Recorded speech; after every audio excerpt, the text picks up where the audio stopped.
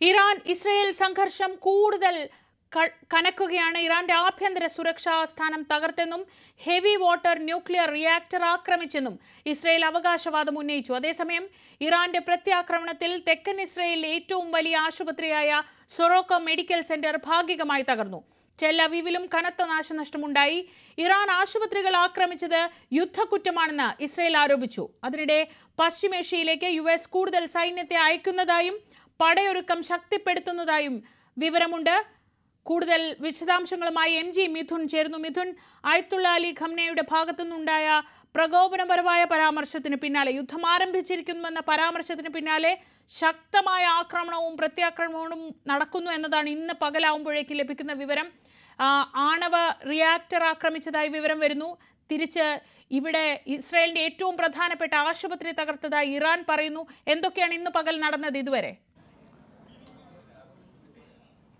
ശ്രീജ, ഇപ്പോൾ പുറത്തുവരുന്ന വിവരങ്ങൾ അനുസരിച്ച്, അതായത് ഇറാന്റെ പ്ലൂട്ടോണിയം ഉൽപാദന കേന്ദ്രം അത് ഇസ്രായേൽ തകർത്തു എന്നുള്ള ഏറ്റവും പ്രധാനപ്പെട്ട വിവരങ്ങളാണ് ഈ ഒരു ഘട്ടത്തിൽ പുറത്തുവരുന്നത്. അതായത് ഇന്നലെ രാത്രി മുതൽ ആരംഭിച്ച ഇരു രാജ്യങ്ങൾ തമ്മിലുണ്ടായ സംഘർഷം അതിൻ്റെ ഉച്ചസ്ഥായിലെത്തിയിരിക്കുന്നു എന്ന് തന്നെ നമുക്ക് കണക്കാക്കപ്പെടാം. കാരണം ഇറാൻ ആദ്യം ഇത്തരത്തിൽ ഇസ്രായേലിനെ ആക്രമിക്കുന്നു. അതിന് തൊട്ടു പിന്നാലെ ഇസ്രായേലിന്റെ ആക്രമണം ഇറാന് നേരെ ഉണ്ടാവുകയും ചെയ്യുന്നു. അതിലേറ്റവും പ്രധാനപ്പെട്ടത് ഈ സൊറോക്കോ ആശുപത്രി കേന്ദ്രീകരിച്ച് ഇറാൻ നടത്തിയ ആക്രമണം തന്നെയാണ്. അത് ഇസ്രായേലിനെ തെല്ലൊന്നുമല്ല ആശങ്കപ്പെടുത്തിയത്. കാരണം അത്രയും വലിയൊരു ആക്രമണം ഈ ഹോസ്പിറ്റലിന് നേരെ ഉണ്ടാകുമെന്ന് ഒരു തരത്തിലും ഇസ്രായേൽ പ്രതീക്ഷിച്ചില്ലായിരുന്നു. വ്യോമപ്രതിരോധ സംവിധാനങ്ങളൊക്കെ തകർത്തുകൊണ്ടായിരുന്നു ഇത്തരത്തിലൊരു ആക്രമണം ഇറാന്റെ ഭാഗത്തും ഉണ്ടായത്. വലിയ ഒരു ആശുപത്രിയാണ്. അതായത് തെക്കൻ ഇസ്രായേലിനെ സംബന്ധിച്ച് ഏറ്റവും വലിയ ആശുപത്രികളിൽ ഒന്നാണ് ഈ സൊറോക്ക മെഡിക്കൽ സെന്റർ എന്ന് പറയുന്നത്. അവിടെയാണ് ഇത്തരത്തിൽ മിസൈൽ ആക്രമണം ഉണ്ടായത്. അതിൽ നിരവധി പേർക്ക് പരിക്കേറ്റിട്ടുണ്ട്. അതിൽ സാരമായിട്ടുള്ള പരിക്കേറ്റവരുണ്ട്, ഒപ്പം തന്നെ നിസ്സാര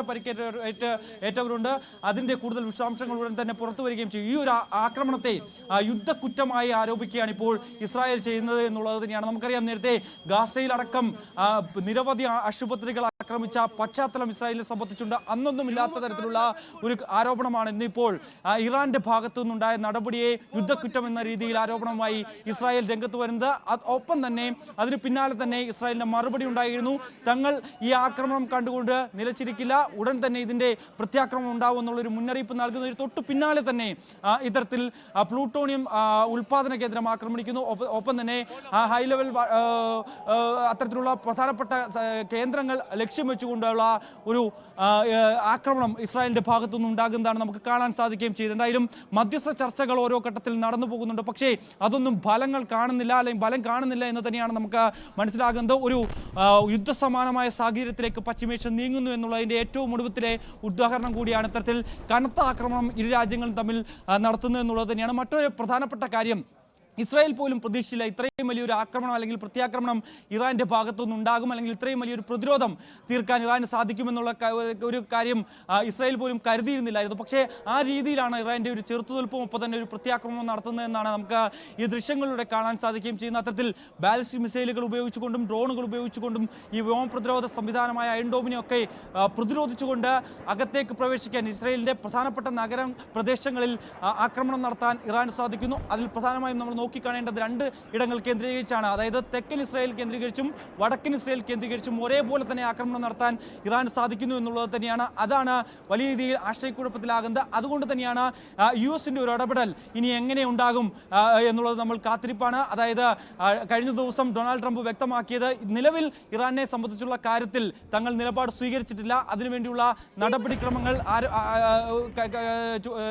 തയ്യാറാക്കുന്നതിന് വേണ്ടി അടിയന്തര യോഗം വൈറ്റ് ഹൗസിൽ ചേരും. അതിനുശേഷം ഇറാനിലേക്ക് എങ്ങനെ പ്രവർത്തിക്കണം അല്ലെങ്കിൽ എന്ത് നടപടി സ്വീകരിക്കണം അടക്കമുള്ള കാര്യത്തിൽ ഒരു വ്യക്തത ഉണ്ടാകൂ എന്നാണ് കഴിഞ്ഞ ദിവസം ട്രംപ് വ്യക്തമാക്കിയത്. എന്തായാലും ഇനി എന്താണ് ട്രംപ് പറയാൻ പോകുന്നത്, ലോകത്തോട് പറയാൻ പോകുന്നത്, ലോകം ഉറ്റുനോക്കുന്നത് അമേരിക്കയുടെ ഒരു നിലപാട് തന്നെയാണ്. ഒരു വലിയ യുദ്ധത്തിലേക്ക് കാര്യങ്ങൾ നീങ്ങുമോ എന്നുള്ളത് തന്നെയാണ് അറിയേണ്ടത്. എന്തായാലും നിലവിൽ യുദ്ധസമാന സാഹചര്യത്തിലേക്ക് കാര്യങ്ങൾ നീങ്ങുന്നു. യുദ്ധക്കോപ്പുകൾ, യുദ്ധ സന്നാഹങ്ങളൊക്കെ തന്നെ പശ്ചിമേഷ്യൻ സമുദ്രനിരപ്പിലേക്ക് US ഇറക്കിക്കഴിഞ്ഞിരിക്കുന്നു എന്നുള്ളത് തന്നെയാണ്. അതാണ് വലിയൊരു ആശങ്കയ്ക്ക് വഴിവെക്കുന്നത്. എന്തായാലും നിലവിൽ ഇരു രാജ്യങ്ങളും ഒപ്പത്തിനൊപ്പം ഒരു ഇഞ്ചോടിഞ്ച് പോരാട്ടം എന്ന രീതിയിൽ യുദ്ധം കനക്കുന്ന തരത്തിലേക്ക്, ഒരു സംഘർഷം കനക്കുന്ന തരത്തിലേക്ക് കാര്യങ്ങൾ പോകുന്നു എന്നുള്ളതാണ്.